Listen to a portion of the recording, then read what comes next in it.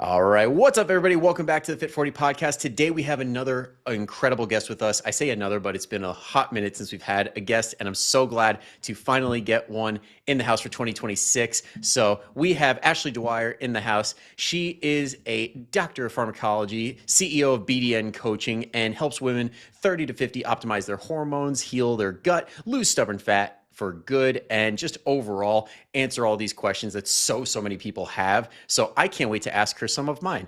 So Ashley, welcome to the show. Hello, thank you for having me back, actually, right? Was I Yeah. here in 2025? Okay. I was Yep. like, I'm Yep. not forgetting, am I? It might have been 2024. I don't know, but I don't know. I think it was after Real Coaches Summit actually. So Yes. Yes, yes, yes, it yes. was. Which are you going to again this year? Yes, I Yes. have. I literally just opened up a gym, so it's like I'm catching up, but I will be there. Okay, awesome. See you there. Yes, I can't wait. I feel like that crew just grows year after year after year, and it's just like kind of feels cheersy a little bit, like everybody knows your name. Yeah, we go to see our friends there, and this year I'm speaking, so you have to go. I know. I'm like, you're speaking, and then Jared's speaking. I'm like, all right, Yeah. I have to go. And Aram gets a little shout out here. yes, yes. And I was gonna say, like, let's be honest, like we go for a Rom first and foremost. Like he's the man.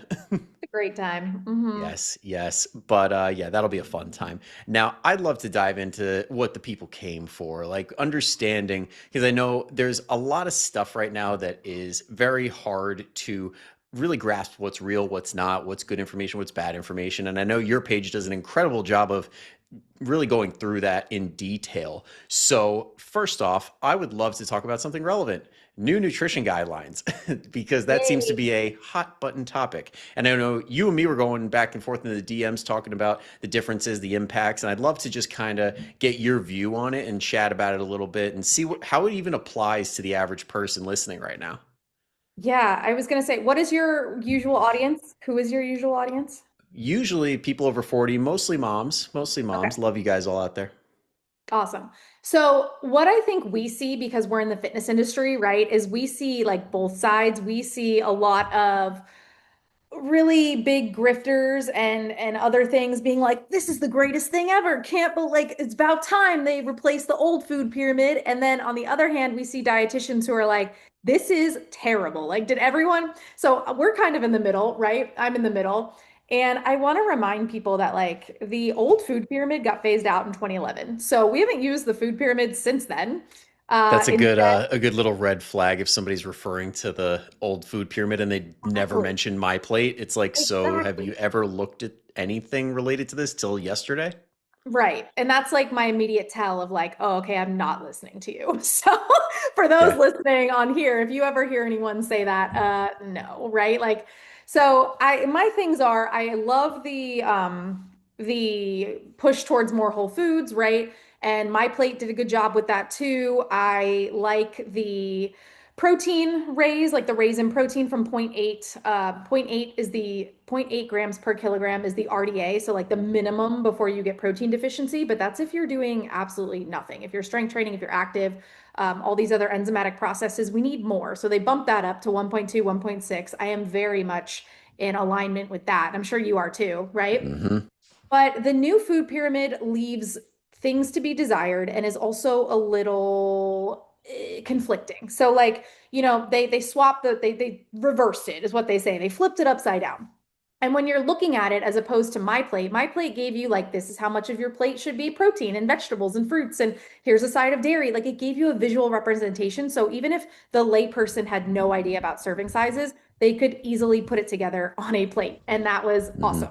But nobody followed that either, right? So like, are people going to follow the new guidelines? Who knows? But when you look at the pyramid, you're like, okay, so most of my food should be animal products. And then I see vegetables over here, but then I see bananas down here, and then I see like beans and rice, whatever. Like it's a very confusing pyramid. It doesn't give anything about serving sizes, nothing when you look at it. But if you read through the guidelines, you'll see like there's a big emphasis on saturated fat. So full fat animal proteins, full fat dairy, ribeyes, like whole chickens, right? All in the pyramid. And then if you read the guidelines, it keeps the same reference of keep your saturated fat under 10%. So most people are like, oh, carnivore-esque type of like, dietary plan and tallow and all these things, but you still have to keep it under 10%. And so for the person eating 2,000 calories a day, that's under 22 grams of saturated fat a day. And when you measure out even a tablespoon of butter, butter is 6.5 grams of saturated fat in one tablespoon. Not even mentioning tallow, ribeye, coconut, like anything else, cheese, right? An egg. So it adds up really quick. So I think it does people a disservice by showing this picture and then hiding the real thing in the guidelines. And Yeah, then it also, comes off a little bit sneaky because we know oh, that a lot. camp is notorious for downplaying the bad effects of increased saturated fat intake and LDL cholesterol being sky Totally. high because we know like the evidence suggests strongly borderline like concrete evidence like proof, hey, it will increase your chance of a cardiac event earlier than if you didn't. 100%. Totally. And then they have like the grains way at the bottom, which makes you think you need to avoid them, right? But in the guidelines, it says 2 to 4 servings a day. So you're like, okay, so I don't need to avoid them, but we're just making them look like they're bad. We're demonizing them, which is what we're trying to erase, right? So Yep. we shall see how it works out in the school systems and how people follow it, but there's a lot of little hidden, not fun. It doesn't even address fiber, and we know that that's super important. Yeah, So, let's just ignore the fact that colorectal cancer is on the rise. We'll just, that doesn't apply to our health, I guess. no, but we'll increase saturated fat. Yeah, yeah, sounds like a great idea. But if we get But, rid of seed oils, Brian, then there's no colorectal cancer. seed oils. My God. It's like, yeah, we'll rob Peter to pay Paul. You'll all get heart disease, but you won't have colorectal cancer. Right. You can't care about cancer if you die of a heart attack. It's fine. Exactly. It's kind of like when Stephen Gundry's like, "Well, I'll just smoke cigarettes instead of what eating fast food or something like that." And he's Oh like, God. and then Dr. Mike said, "Yeah, because all those people that like didn't get heart disease were already dead." It's like, yeah, Fact. you like okay, so we'll just die and then eliminate the chance of dying. Got it. Does Gundry say that about cigarettes or about He French fries? said it, I forget what he compared it to. I want to say it was French fries, and I know that's extremely insulting to you, being a French fry connoisseur. Well, I was gonna say, I don't know if you keep up with my question boxes, but someone asked me recently how I felt about Ben Azadi. Do you know who he is? No. He's like a keto bro, like he wrote a book on keto. Ugh. He compares French fries to cigarettes. And I saw him live at a conference I was at, and I was like, absolutely not. He demonizes spinach, he demonizes almonds. I'm like, this is not someone who should be shelling out advice, but that's where I heard the cigarette comparison before. So it doesn't surprise me that it's just being parroted and circled around. Yeah, that's becoming a red flag. If anybody writes a nutrition book based around a singular diet, it's automatically like they lose all credibility because they have no idea what they're talking about if they don't include a balanced approach. Because there's nothing that points in one direction more than the other for the general population. It's just stupid at this point. Yeah, unless it's super specific, like use keto to cure, like sometimes we can do a Yeah, gut thing for that, but yeah, then we need to go to a balanced approach. So absolutely. Yeah. yeah. It's like if you're controlling a disease state and it's a registered dietitian telling you to do that, or somebody who's actually qualified, not somebody that just randomly has functional health certification, which I'm sure we're going to get into, um, then yeah, I'll hold off. But anywho, I think you bring up a lot of good points, especially on the protein and fiber side of things, because protein, for example, criminally like low in the recommendations. And I get that it's because you have to fit in all these different things into this plan and make it science based, which is borderline impossible for nutrition because it's Mhm. always like a system of levers. You do one thing great, another thing falls. So when it comes to protein, it is great. It's increasing and people see the value in that. But when it comes to fiber, I know a lot of people like when it comes to protein, they don't really go the supplement route right away. They're like, okay, I'll eat more meat, eggs, whatever. But fiber, it's like, so Metamucil, let's just pound it. Like, what's the issue with that? Because I know I've seen some negative effects anecdotally from supplemental fiber, like being the main source. I'm curious on your input on that. Yeah, I mean, the thing that I like to tell people is even if you take a serving of Metamucil, it's 2 to 3 grams of fiber. You need 25 a day. So are we just gonna just pound, like you said, chug Metamucil all day? No, and that's not going to keep us full. We're still going to have calories from that. So I think it's a waste. I think people could benefit from getting it from whole food sources. It's not that hard. If you're finding it's really hard to get fiber in your diet, then we know you're not eating a more whole food diet. Like a lot of the items are processed. And I don't even like to recommend, those like mission tortillas that have 15 Mhm. grams of fiber per tortilla. I love those. I know, but I'll get a lot of women who immediately go towards those and they already have gut like issues, right? And so that's a Mhm. lot of like inulin synthetic fiber on your gut at one time. That's going to cause so much bloating and gas. Oh my Yeah, goodness. it So definitely can. It it's definitely you're can. like, can confirmed. Yep. There is a limit on how many tortillas you can have in one sitting. I have found out. It is not a mean girls reference. The limit does not exist. It does Yeah, exist. it does. It does exist. Sorry, Lindsay Lohan, it does exist. It's funny you brought up fiber. We brought up fiber today too. I feel like I'm always talking about it, but I just posted a reel on like carbs and fiber. And what I think most people don't understand is we have the ones who are like, we need to get rid of carbohydrates, right? And then I'm like, carbohydrates are the only place macronutrient where you can get fiber. So if we cut out all carbohydrates, we're cutting out fiber. So I think we just need to learn how to eat them smarter. Fruit is great. Raspberries are great. I Hmm. always call them the goat of fiber. They have like Berries 11 are a cheat code. per cup. The Yeah, the only downside is that they are stupid expensive. Like for how much you get, and they don't really last in the fridge that long. So there are some things that get in the way, but if you are able to keep them in your diet and like able to refresh the fridge like midweek, then it's such a cheat code. it's funny. I do the fridge refresh, and I know because I eat them so much, I know where I can get them will they'll last a little bit longer. Like HEB, not so much, but Whole Foods will last longer. And Trader Joe's lasts pretty long, I found. then Way longer than Harris Teeter lasted me. there you go. See, we all find our own little ways, and then sometimes there's you can wash them in baking soda and it works out or airtight containers. So And you this can is do a frozen too. and this is a good case for GMOs. I'm just saying, like, they're not the devil and they can prolong their life. So sometimes GMOs pay off. I don't even buy organic raspberries anymore. Those were going bad so quick. Oh, So yeah. At this point, I'm like, if you really want organic, start your own garden. There's no added benefit for that much of a price increase. totally. No, I've come to learn that. And even if it is organic, doesn't mean they're not using organic pesticides that Yeah. still have no long-term, or we don't know the long-term effects on those. So Yeah, it's like we everyone knows glyphosate is like the devil at this point because of certain people who yeah. have demonized it. But look up some copper sulfate and see how you feel about that. Ding ding. I was like, I don't even know if I know what that is or what that does Yeah. long term. Yeah. All I know is thank God for Dr. Andrea Love because I would not have known about that without her. Her page is great. Yeah. Yeah. I like her page a lot. Go check Yeah. her Yes. out. Now, to bring it back to fiber though, because it is very, very important that we do get it from whole foods. But I think one of the big things people don't understand is the fact that when it comes to gut health, like I know you're big on this, like when it comes to the whole gut health side of things and feeding your gut like the right things so that the microbiome can be in a great place and serve you better, you need both and you need a variety. That's like the only actually like one of the big mainstream gut health protocols that works kind of across the board where it's like get a lot of fiber that doesn't piss off your gut in many different ways if you can.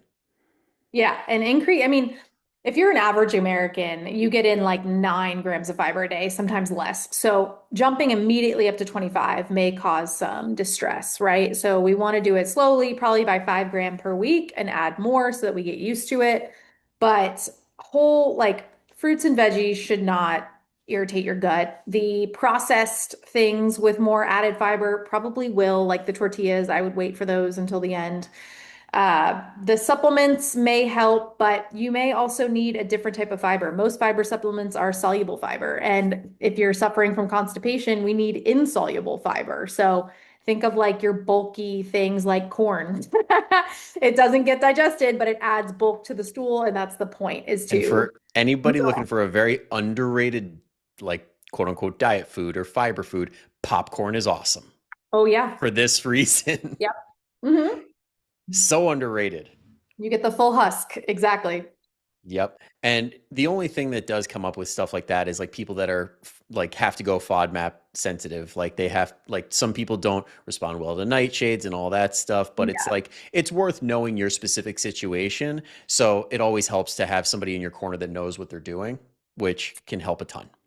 I was going to say that's even more of a reason to work with a coach for individualized care.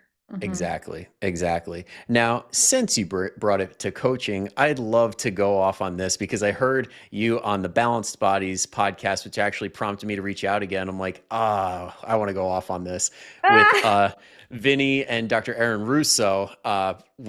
You guys touched on the whole idea of holistic and functional coaches, and it's a big Mhm. thing right now. And coming from somebody who is technically a functional holistic coach who does it right, like how does that feel when you see these other people promoting it? And what are the things that people should look for when they're like, oh, this person's functional, they're holistic? Like, that sounds exactly what I need.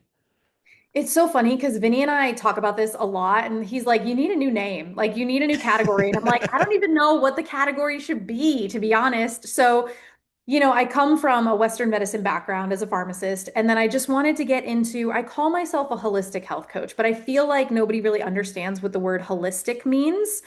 And the Well, I think function the part, yoga and the like right, that it gets like wellness area kind woo. of took holistic to woo woo territory. Yeah, it gets like a woo-woo, like maybe I'm just trying to tell them to like get all their stuff from the ground, and that's not what it means. Like holistic means we're taking mental, emotional, spiritual, nutrition, and we're taking everything into account from a full body approach, not just like here's what you should eat and here's how you exercise. We take stress in, we take your relationships in, we take everything in, the environment. Functional is also more of like the labs and some of the testing and protocols and being really specific when it comes to disease states and root cause. But what you'll see on the internet is you'll see people promoting themselves as functional practitioners who are only a functional practitioner because they took a 12-week certification, right? Like they don't have a scientific background, they don't really understand how the body works. They're making clients, do all these tests up front that are super expensive. And then the way that they handle a protocol is like, here's $500 worth of supplements, and we're not changing the lifestyle. If you go to a functional medicine doctor, some of the times they're even doing the same thing, or a naturopath, or so it really, I don't think you can even make a good estimate on the title anymore. It's the specific person and how they do their protocols. So we're a Which in lifestyle. itself kind of sounds like a crapshoot. It's like It, you could yeah, have all the best credentials in the world, and then it's like still you have no idea. That's why it does sometimes help to lean on traditional titles because yeah, at least you have a standard. Because, like, I know chiropractic gets a lot of crap for this because basically standardized chiropractic is not like a thing. Every school has their standards, but there's no widely accepted, board certified, this is what a chiropractor is. And functional medicine is very much the same way. And yeah. naturopathy in the US. I found out in Canada it's a thing that they actually have to be board certified for naturopathy, but not in the US. I feel like to be a naturopathic medicine, you do like I had a girlfriend go to school for 4 years for this, and she learned plant medicine and all of that stuff, which I know Hmm. nothing about. So I feel like when I say holistic or woo-woo, people think I do plant medicine, and I'm like, no. You want to do ayahuasca? No, I'm just kidding. I don't even know anything. Like I've never done that. Don't tempt me with a good time. But but I think people need to be careful. Like for example, I know someone on or I came across someone on Instagram who charges $5,500 for 3 months, Brian, 3 months of functional coaching and makes every client do like a gut test, a Dutch test, a mycotoxin like mold test. And I'm like, oh my gosh, not every client needs that. You don't need all these things. So it's just so much money. Like my year-long programs are not even $5,500 for 3 months. Like if you Same. need tests on top of that, sure, it adds to the price, but I'm not making clients come in having to absolutely do this before I work with you. That's crazy. It's ridiculous.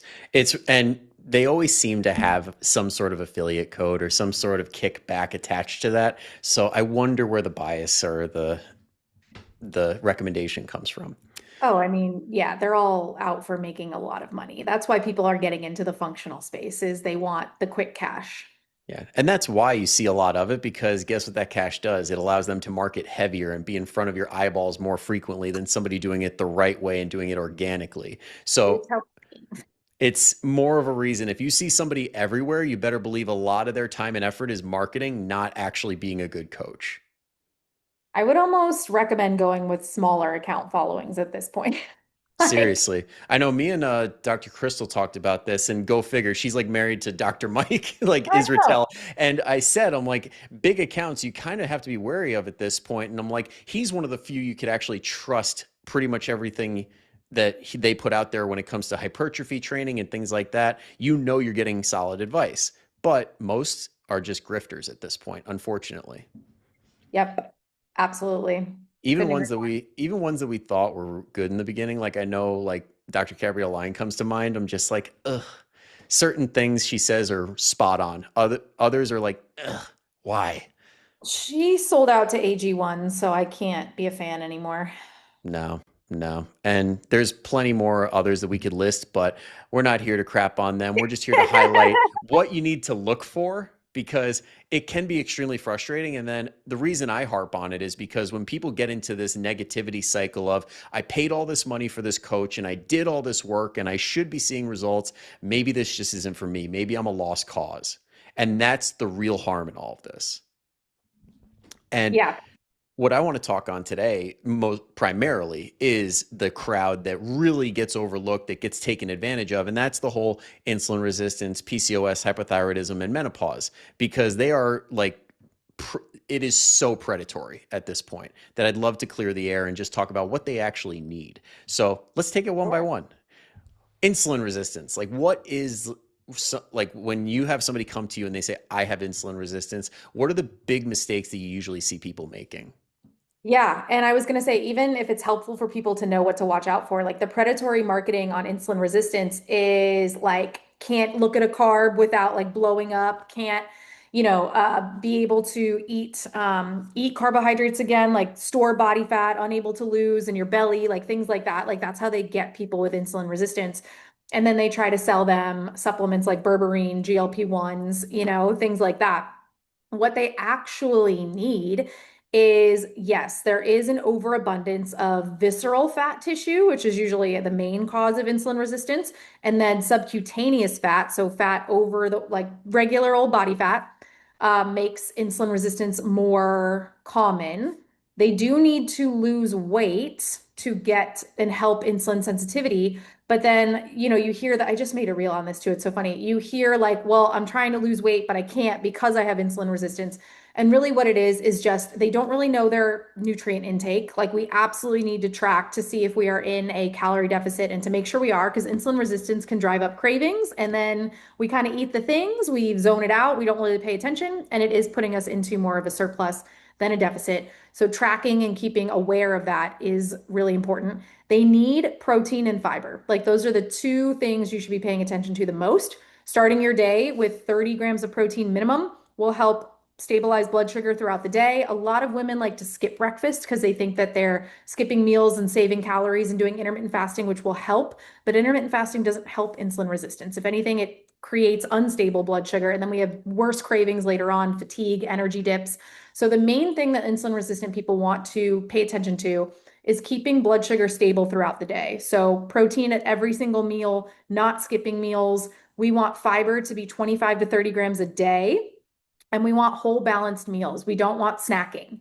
If we think about how the body uses insulin and blood sugar, every time we eat something, it spikes and comes back down, right? With meals, that's fine because they're separated by hours. But if we're constantly snacking and grazing, we're getting these little stupid spikes and they're not balanced. They are probably refined carbs. Maybe they're nuts, maybe it's just chips or pretzels, right? So we get that high spike and then it immediately crashes below normal. And that's when we get the cravings and the fatigue and the tired and the more insulin for fat storage. So we really just need a balanced meal plan, making sure we're in a deficit, protein and fiber heavy. That's on the nutrition side. Exercise side, I'm probably going to say this for every single case. So get used to it. Strength training and walking. Strength training and walking. Cardio too. HIIT cardio is actually pretty great for people with insulin resistance. Yeah, and there's a lot to unpack there, because I Sorry. I Get Oh ready no, for my that PCOS talk. get ready for my ADHD notes. Okay, so we're even. Um, but when it comes to people with insulin resistance, would you say, is it fair to say that a lot of them are just not metabolically flexible to the point where they could handle certain things like fasting or certain things that in the literature say, yes, you can do that. Like there's no difference between men to women, but just as far as general behavior is concerned with like how they feel energy wise, how they're more likely to make poor food decisions, would you say it's just probably not the best idea due to that lack of metabolic flexibility? I mean, it's just more in the data. Like long-term fasting is not supported for blood sugar. They're definitely not metabolically flexible at all. That's our job to kind of create the metabolic flexibility, right? To get them back to square one. And I do understand it's a little bit more complicated for women in perimenopause and menopause because you're losing estrogen, and that is what makes us or helps us be more insulin sensitive. So when we're losing that important hormone, we kind of have to pay attention to those things way more. We have to dial up the concern on the protein, the walking, all of that. Yeah. But I just don't like to recommend it because blood sugar can even be affected by cortisol and stress levels. So if we're stressing out the body more, we're also going to get more unstable blood sugar levels. Yeah. Because I mean, if we're being honest, especially like peri, especially and post menopause too, like if you have lingering symptoms, I mean, at the end of the day, that time of life is just a gigantic shitstorm of things to cause you to put fat on. It is the calorie surplus doing it, but it's all these things that are creating that calorie surplus and more likely to put you there. So it's like it's not unfair to say, yes, it is the hormones, but it is also the calories. Yeah, I mean, hormones influence SICO, right? They influence calories in, they influence calories out, and it is certainly a roller coaster. I call it the roller coaster years. So, Yeah, because I think a lot of people get caught up in like either or, and I've definitely been on that side of where it's like, oh, it's just the calories, because even people with thyroid issues that are really like in a horrible place, like their BMR, or I forget if it was their BMR or their NEAT, can be hit by like 50% or something like that, which is a gigantic chunk. But at the end of the day, that 50% ends up being a few hundred calories. yeah, which makes you think you're in a deficit when you're not. Yeah, pretty Yeah, much. for sure. Yeah. And also how you brought it back to the fact that like insulin sensitivity is impacted by these hormonal changes. It makes even a stronger case for improving insulin sensitivity through things like building more muscle. Yes. It's just everyone needs more muscle, man. Women especially. That is my Yep. number one for everything. I gotta say, 2025, like sit good, bad, everything in between, it was incredible for hyping up strength training in women. And I gotta say, we just got to keep that going I love because it. that is doing a whole lot of good for a whole lot of people. I agree. I go to the gym now and we see more women in the squat racks. I see more women in the dumbbell area. I'm like, yes. Yes. You guys deserve as much space as we do. Everybody is welcome in the gym, and the people that are truly gym people want you there. The For sure. douchebags are always going to be the douchebags, but they're always the 0.01%. It's not reflective of the entire gym community.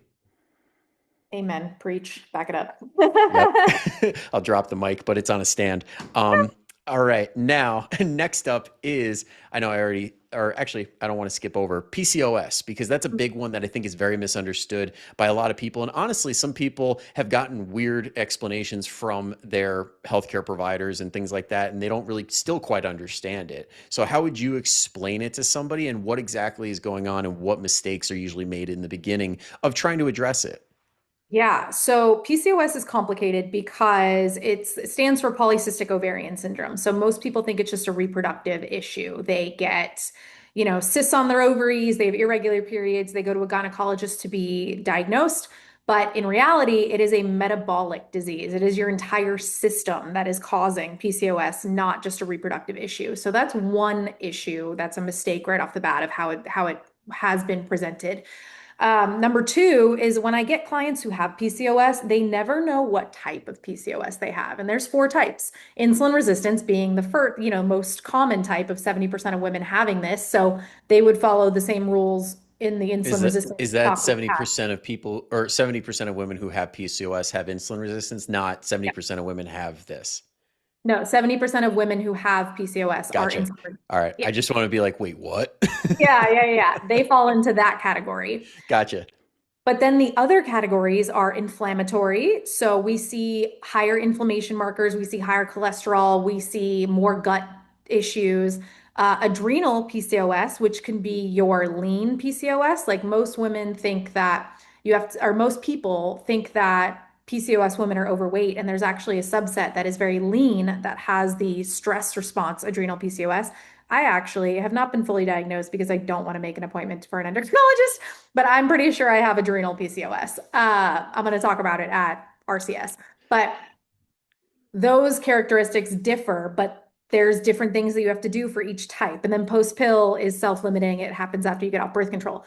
So women are just confused on what they're supposed to do. And their doctor's just like, hey, here's birth control, here's metformin, and now here's a GLP-1 to help with your PCOS symptoms. And it's all fine and dandy, but women with PCOS are generally younger. They want to have children. You can't do that on birth control, right? You have to get off the birth control. You also have to get off the GLP-1 when you become pregnant. So we really need to solidify those lifestyle changes with PCOS in order to correct fertility, have a healthy pregnancy, not go into gestational diabetes. There's a lot on Yeah. PCOS. Yeah. And I'm glad you brought up the lifestyle piece because I do think that is the lagging thing when it comes to that bridge between like health coaching and medical care, where it's Mhm. like the lifestyle is so involved. It is so like we are ingrained in every aspect of that person's life that it's like the medical system just wasn't built for that. And it just can't serve people in that way. No, they don't have time. No. And that's why it's so important to get people on your healthcare team who can address these things for you. Like attack lifestyle first. You would be blown away at how many issues seem to just fade away once you figure out how to eat right and exercise. It's mind-boggling. Yeah, I agree. And I then agree. we as coaches can help the medical system like reduce the strain because how many people are getting taken care of right now that lifestyle probably would have kept them out of that sick care area Yeah, of healthcare. you're you're looking at one. If I knew back then when I was like 25, 26, my whole trajectory would have been different, but I probably wouldn't be sitting here podcasting with you. I'd still be a pharmacist. So thank you. Well, I mean, don't you just miss the retail pharmacy days? The Mm, vending machine pharmacy? okay, you know what? That's something. All right. Hey, I'm going by how you explained it when you were on Vinny's and Aaron's podcast. What is it like being behind that counter and just having people go up and be like, "I want this." Oh my God. It's almost like you're in a fishbowl and people are just like knocking on the glass, right? But then it's insulting because they think it's McDonald's. Yeah. And you're like, no, I can't have this out for you in 5 minutes. I'm sorry. Yeah, because Um, I hear that the doctor's office is turning into that too, where it's like, I just want this. And people are coming in like chat GPTing and saying, I just need this. I don't need you. oh gosh. And it's like, okay, then get your prescriptions from ChatGPT then. Don't even bother with me. No, it's irresponsible. You can be your own patient advocate and you can research things, but like I wouldn't go into a physician's office and like not listen to them, you No, know? I think being your own advocate is doing enough research to ask good questions for the expert to answer. It's not you assuming the Perfectly role put. of expert. Perfectly put. I love that. Yeah. We just got to blow that clip up, get it out to the masses. Yeah. Put that one out on Instagram. Yeah. Absolutely. But yeah, no, I feel for you doing the Lord's work in that way. I mean, one of those roles that doesn't get enough love. You know what? It's so, even being a patron now of a pharmacy trying to get my thyroid meds, because that's my story is I'm hypothyroid. I look at them and I'm like, you're making it harder on the patient. Like, I know what you have to do. I know the rules and how this all works. And you're telling me I need to do things and I know I don't. You could just use your computer. So it gets a little frustrating. So I understand why people are mad at pharmacists or Yeah. pharmacy techs, but I know that they're always understaffed and they're always behind. So I understand the level of like, your job just sucks. It's just Yeah. burnout. Yeah, it's absolutely burnout culture. And it seems like that from top to bottom with the medical system. It's just everybody's Totally. burnt out, especially after COVID. But I mean, it is what it is, and hopefully it gets better.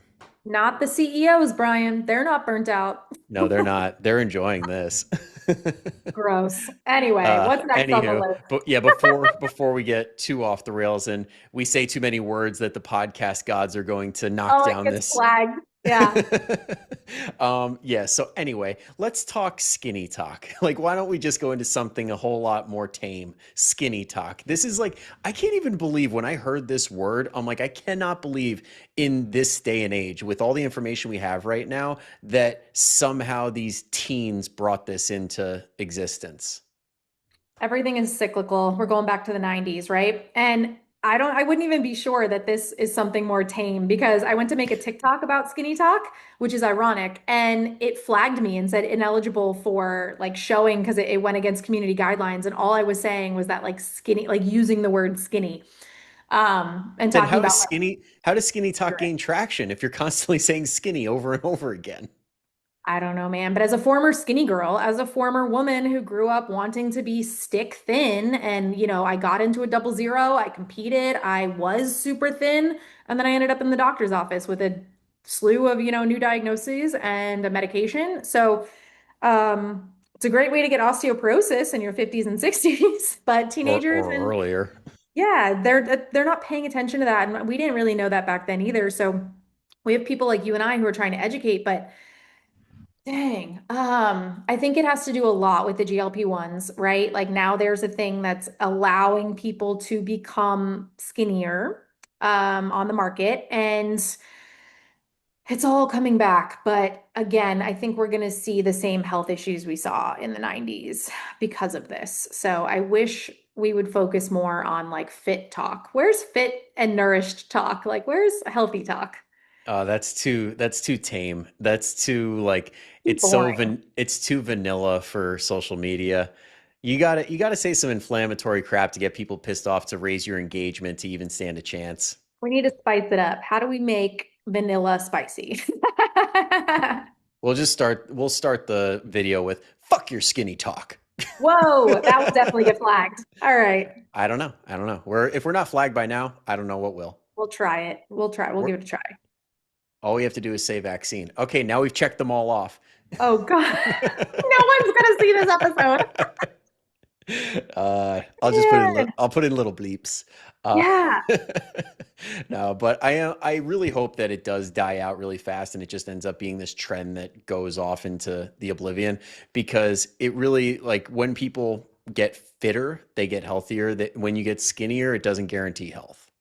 No, if anything, like the health at every size movement, like the really thin ones are not healthy either by blood markers, anything like that. And I think what a lot of people don't realize too is thin and skinny doesn't necessarily mean metabolically healthy. You can still be thin and or skinny and have insulin resistance because you don't have enough muscle mass. So you can Hmm. still be under muscled but thin, and then you're just skinny fat. So you're skinny, but you're skinny fat, you know? Uh, so you have to build up muscle mass in order to stay metabolically healthy and fit. And that's something I think we're missing completely. So if anyone's listening, I'm Yeah. sure your audience is over 40. So they're like, yep, that used to be my goal. I was chasing that for sure. Maybe you're still chasing that and there's still time to reverse that and put on muscle mass. So Yeah. mm, And this brings up a good point, because I don't know if you're noticing it like at your gym, but I know I've seen it kind of at Planet Fitness, because I'll go there to do cardio every once in a while, even though I've got my own gym. But yeah. I'm noticing a lot less people in the gym for resolution season. And I Oh, think it's because people are no longer looking to the gym as a weight loss solution, which honestly, good, because it's not a weight loss solution. It's a weight loss maintenance solution that really helps keep the weight off, but nutrition is going to lead the way. But they're going to Ozempic and yeah. Zepbound and all these things, and they're about to find out exactly what you're talking about. I was gonna say, yeah, they're not using the gym as weight loss, but like what are they using? Because I don't think they're doing nutrition either, you know? No. So again, not gonna keep it unless we do lifestyle changes. So there's that corner of the internet as well. Yep. As a pharmacist, I made this post yesterday. It's kind of isolating being a pharmacist in this space because you understand the drugs and their side effects and you understand like what they're used for. And normally pharmacists are like, yeah, let's just do this. Like I've had 3 clients that went to their doctors this week, which is a lot, that it's convenient that they all went beginning of January, and all 3 of them got pushed GLP-1s in some way at their appointments, which is really disheartening. But if it's at your fingertips, it's ads all over scrolling, like it's really easy to be sucked into, should I be doing this? Can I be microdosing? Like, will this take the edge off, right? But these things were made to be maintenance medication. And the definition of maintenance medication is something you take for life to maintain your disease state. And if obesity is a disease state now, that is what it should be taken for all day, every day, for life. That is what it's made for. Just doing it in these little spurts is not really going to get you anywhere. You're not going to keep it. So if you want to keep it, hire Brian, hire myself, get a coach that will teach Yeah. you how to keep it. We're not going to avoid the work. And I think that's what some people are missing. Yeah.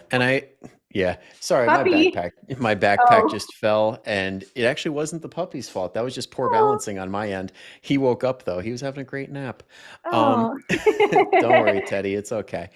But yeah, I mean, I honestly wonder, like, a lot of people are getting pushed these medications, and I wonder if it's like a little bit of getting lost in the sauce of the stats, where it's like, yes, this does have a ton of benefits. It's relatively low risk, but at the end of the day, how many people are getting stuck in that umbrella of like, just do this medication that otherwise could have done really well with their lifestyle, like lifestyle modifications. But the problem Yeah. is lifestyle modifications are lumped in with people doing exercising on their own, trying their own nutrition strategies, not addressing the mental side of this, like all these things that are encapsulated in lifestyle change. And it's like, it's not even getting a fair chance. Yeah. And even what's surprising to me and what's not surprising and surprising, I did rotations in ambulatory care, which is like the outpatient diabetic, things like that type of clinics. And so you sit with people, and most are not interested in lifestyle changes. So everyone's like, Yeah. oh, doctors should recommend these. And I'm like, they do. People just aren't interested in changing. So they go for the medications, right? So Yeah. then doctors become accustomed to recommending these things. And even my clients are like, no, I'm working with a coach. I don't need this. They still push it. And so now I'm at the point where I'm like, give them my email. I want to collaborate with your doctors. Like, give me their email. We will do a whole thing because you have people who are going in who are doing the work to work on their lifestyle and they're still throwing drugs in their face. So I don't love that. Yeah. Yeah, for sure. And I know, like, to your point before, like, where people will, like, doctors will say, you got to change your lifestyle, you got to eat less, move a little bit more. But what resources do they have to point the patient towards other than just say, do it? Yeah. Like Yeah. it should come with an automatic referral to a registered dietitian, maybe a physical therapist if they're in pain that's limiting them and stopping them from doing an exercise program. So it's like if somebody listening right now does end up having that conversation, it could be worth asking for a referral to a registered dietitian, to a physical therapist, or just asking if they have any connection to local fitness facilities in the area. Yeah, I think some of them are now pushing more dietitians and nutritionists, which is really helpful. But not all, like you're Not saying. enough. Not Totally. enough.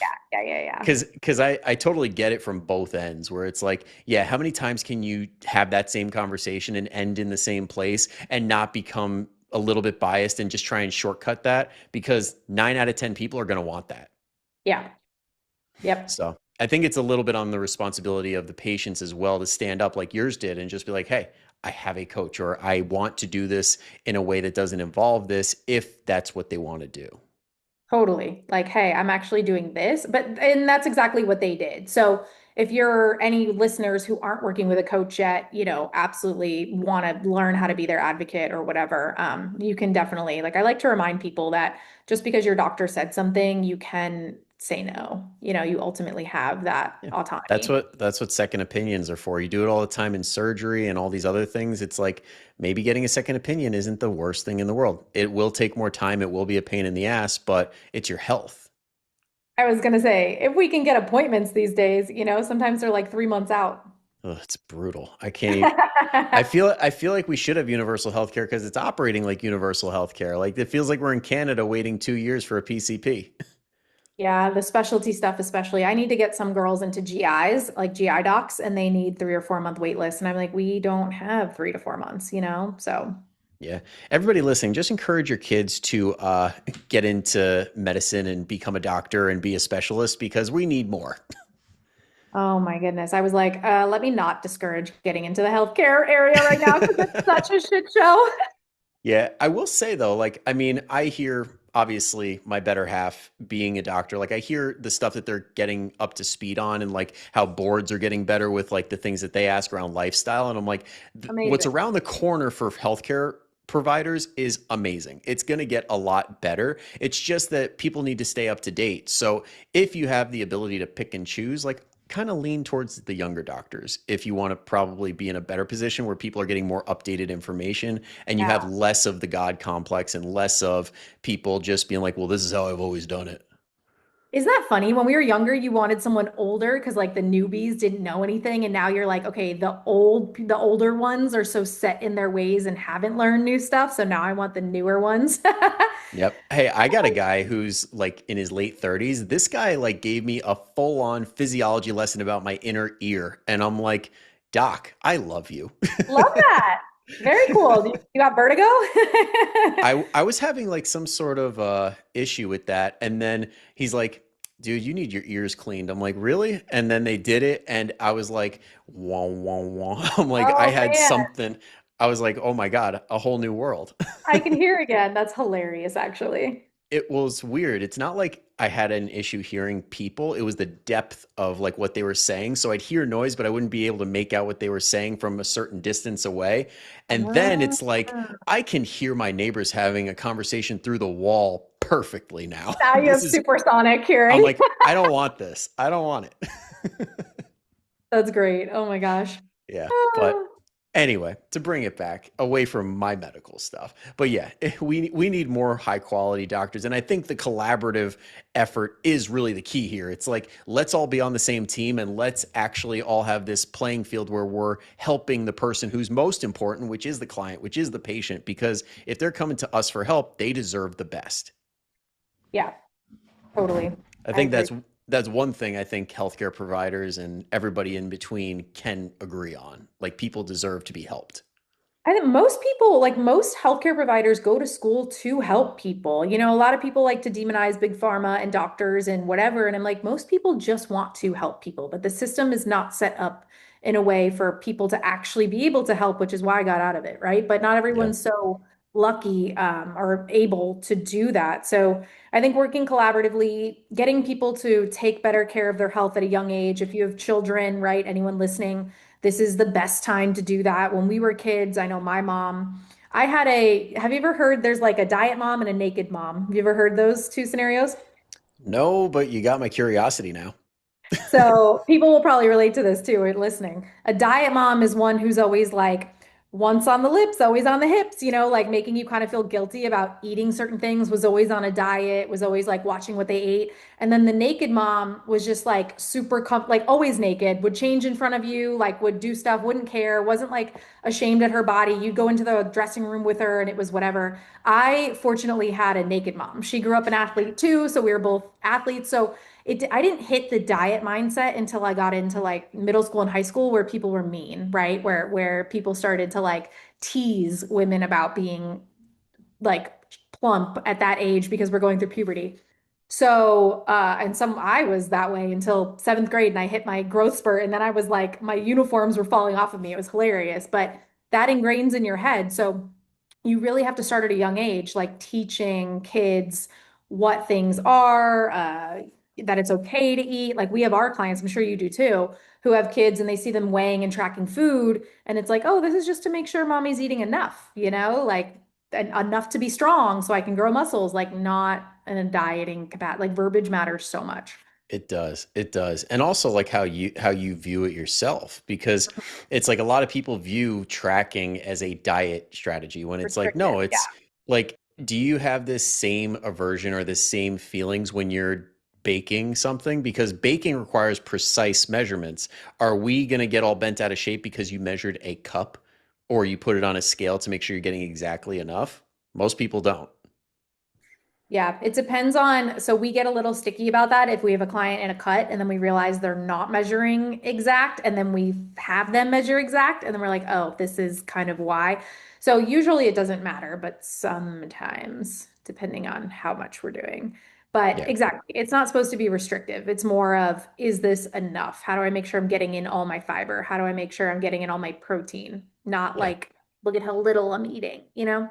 Yeah, it's to gain more knowledge so you can make better decisions for yourself. That's all it should be. It's not, oh, these are my numbers. I'm a prisoner to my numbers. It's like, Yeah, no, you have these numbers so that you can achieve the result you want to achieve. We don't like it doesn't need to be more than that. It's not that deep. it's not that deep. I love that. This whole Yeah. thing is not that deep, and yet I find we get very deep Yep. Well, on everything. I think it is to your point. It's like very much like these bodies like issues that we have had like growing up. I know I'm guilty of that as well. Like I was that kid who before hitting puberty had the rolls and didn't feel comfortable going to the pool and having a Oh, shirt off. Like I was that kid. So it's like people have this stuff that's still stuck with them for years and decades. And it's like it's hard to fight that. But I totally. think empowering yourself with knowledge is one of the best ways. Yeah, and realizing like, oh, is this actually something that's still true, or is this just something that happened to me at 12 and I can like let it go now, you know? Like I can just whoop, that's not true anymore for me. Exactly. Exactly. And it's worth challenging it too, because I think a lot of people aren't even ready to mentally field that conversation. Like they're like, I'm not even going to go there. Totally. I agree with you. Yeah. But we're coming up on the hour. I want to be respectful of your time. So I got to get my final question in here. The fun one that I did not give you a fair heads up on. And that is since the last time we talked, which I believe was, it had to have been May or June of last year. But since that time, have you come across a French fry that has topped your list?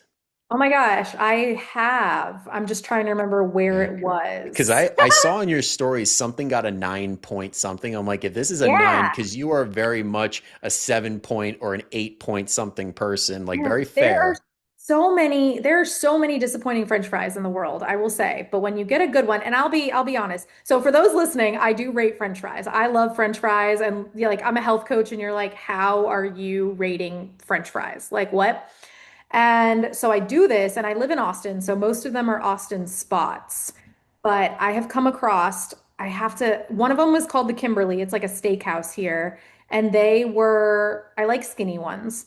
And if they are beer battered, that's cheating. So I don't count those. Sorry. Hey, got to hold a standard. I do, you know, you got to be fair. Truffle also is like weird, but the Kimberly got a 9.5. They were Wagyu beef fat fries. Ooh. Not Step healthy. aside beef tallow. Wagyu beef fried. Not healthy at all. And then I got another good one at the Lauren. These were not. It's like a top rooftop restaurant here. They were not skinny, but they like you need salt, you need a good potato flavor, and you need a good crunch. Most people are missing like the salt, or they have like a weird flavor on them, Brian. Why are you gonna I don't want Cajun fries. Maybe this is just my my pickiness. I will say, I'm not a big fan of Cajun fries, but Old Bay fries are very underrated. Old Bay is a very solid French fry seasoning. If you ever go to Maryland, they're all about it. Oh yeah, I was like, you'll find that in the Northeast for sure. New Yep. England, My yeah. brother's in Baltimore, so every time we visit him, I'm like, I see Old Bay on the menu somewhere, somehow. Perfect. We used to Yeah. use it for like crab. We'd make crab and lobster and stuff like that, and we would boil it with Old Bay. So very Yep. familiar, but not on fries. But Yep. yes, French fries. I will be rating them in Vegas. I will be rating them anywhere I order them. I order them everywhere. Like, it's not Yeah. okay. Hey, everybody's got their thing. And last thing I'll say on this, because I again want to get you out of here on time, You're but fine. when it comes to like this topic of enjoying foods that are not healthy, like I know the typical thing when somebody sees me out, or I'm sure when like if you've seen a client or somebody who knows you're a health coach and they see you ordering fries, they see you ordering this stuff, and they're like, "You're a nutrition coach or you're a personal trainer," and you're just like, "Yeah."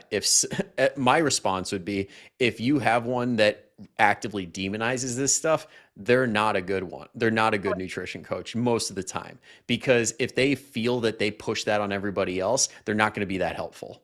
No, if they're fear mongering any food, it's a disordered eating pattern, not a balanced one. And I've even had people come up to me and see me out and they're like, oh, it must be your cheat day. And I'm like, I don't have those. You know, like it's not why I'm ordering French fries. It's because I wanted it. Can we leave cheat days in the 2010s or the whatever? I hope so. I haven't heard of them a lot recently, so I hope we're getting rid of it. Yeah. I mean, have used it for maintenance strategies, but as a weight loss one, it's pretty shitty. No, it is a binge day. That's what it is. That's what it becomes. Yeah. And unless you have the tools mentally and physically and everything in between to deal with that in a healthy way, which most people don't, it's not a good strategy. Dislike leaving in 2025. Yes. And on that note, thank you so much for hopping on. I appreciate everything that we talked about and giving your perspective on it. I know everybody listening probably got a lot out of it. And you made this so easy for my first guest in a long time. I thought I was going to be rusty, but you made it very easy on my end. So thank you for that. You're welcome. I just hope people get to see it and that I hope we get at least 8 flags. That's what I'm going for. Yes. If this gets like an all-time low, I'll be like, mission success. Got it. No, we'll push it out so hard that it is impossible to not pop up where it needs to pop up. Here for it. Thanks, Brian. You're very, very welcome. Now, before you head out, if somebody is new here or they've been a listener of mine and they're not familiar with you and they're like, Ashley's awesome, I want to see more of her stuff, where do I go? Like, Ashley's unhinged. Where do I? On Instagram. They just want to see my French fry ratings, okay?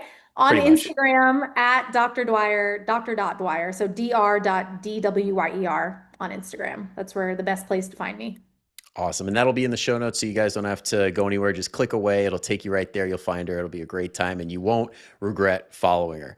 All right. Now, if you guys enjoyed this podcast, do Ashley and myself a favor. And if at any point one thing really stood out and you have that friend or family member in your head that's like, damn, they really need to hear that, go send it their way. We'll thank you, and so will they. All right. But that's it for today, everybody. Thank you for tuning in. I'll see you next time. But until then, go kick some ass. Bye-bye.